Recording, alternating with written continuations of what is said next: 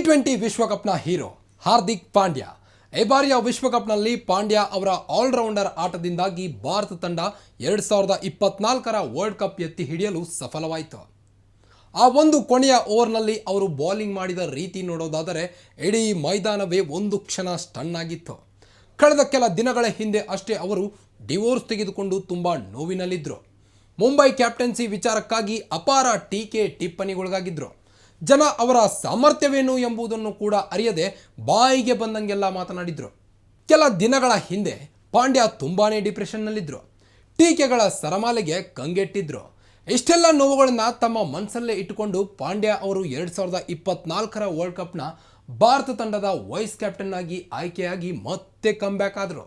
Team India ಆಟಗಾರ ಹಾರ್ದಿಕ್ ಪಾಂಡ್ಯ ಮತ್ತು Natasha ಸ್ಟಾಂಕೋವಿಕ್ ತಮ್ಮ ವಿಚ್ಛೇದನವನ್ನು ದೃಢಪಡಿಸಿದ್ದಾರೆ. ಇಬ್ಬರು ಸಹ ಸೋಷಿಯಲ್ ಮೀಡಿಯಾದ ಮೂಲಕ 4 ವರ್ಷಗಳ ದಾಂಪತ್ಯ ಜೀವನಕ್ಕೆ ಗುಡ್ ಬೈ ಹೇಳಿದ್ದಾರೆ. ಇದರ ಬೆನ್ನಲ್ಲೇ ವಿಚ್ಛೇದಿತ ಪತ್ನಿ ನತಾಶಾಗೆ ಪಾಂಡ್ಯ ಕಡೆಯಿಂದ ಸಿಗುವ ಜೀವನಾಂಶ ಎಷ್ಟು ಎಂಬ ಚರ್ಚೆಗಳು ನಿಮಗೆ ತಿಳಿಬೇಕಾ? ಹಾಗಿದ್ರೆ ಈ ಸ್ಟೋರಿ ನೋಡಿ. ಈ ಹಿಂದೆ ಹಾರ್ದಿಕ್ ಪಾಂಡ್ಯ ಡಿವೋರ್ಸ್ ನೀಡಿದರೆ ತನ್ನ ಆಸ್ತಿಯಲ್ಲಿ 70% ಪತ್ನಿಗೆ ನೀಡಬೇಕಾಗುತ್ತದೆ ಎಂಬ ವರದಿಗಳಾಗಿದ್ದವು. ಆದರೀಗ ನತಾಶಾಗೆ ಪಾಂಡ್ಯ ಕಡೆಯಿಂದ ಪರಿಹಾರವಾಗಿ ಬೃಹತ್ ಮೊತ್ತ ಸಿಗುವುದಿಲ್ಲ ಎಂಬುದು ದೃಢವಾಗಿದೆ. ಇದಕ್ಕೆ ಸಾಕ್ಷಿ ಪಾಂಡ್ಯರ ಹಳೆಯ ವಿಡಿಯೋ. 2018ರಲ್ಲಿ ಗೌರವ್ ಕಪೂರ್ ಅವರ ಬ್ರೇಕ್ಫಾಸ್ಟ್ ವಿತ್ ಚಾಂಪಿಯನ್ ಸಂದರ್ಶನದಲ್ಲಿ ಮಾತನಾಡಿದ ಪಾಂಡ್ಯ, ನಾನು ನನ್ನ ಪ್ರತಿಯೊಂದು ಆಸ್ತಿಗಳನ್ನು ತಾಯಿಯ ಹೆಸರಿನಲ್ಲಿ ರಿಜಿಸ್ಟರ್ ಮಾಡಿಕೊಂಡಿದ್ದೇನೆ. ನಾನು ನನ್ನ ಹೆಸರಿನಲ್ಲಿ ಏನನ್ನೂ ತೆಗೆದುಕೊಳ್ಳುವುದಿಲ್ಲ. ಇದಕ್ಕೆ ಕಾರಣವನ್ನು ಸಹ ಸ್ಪಷ್ಟಪಡಿಸಿದ್ರು.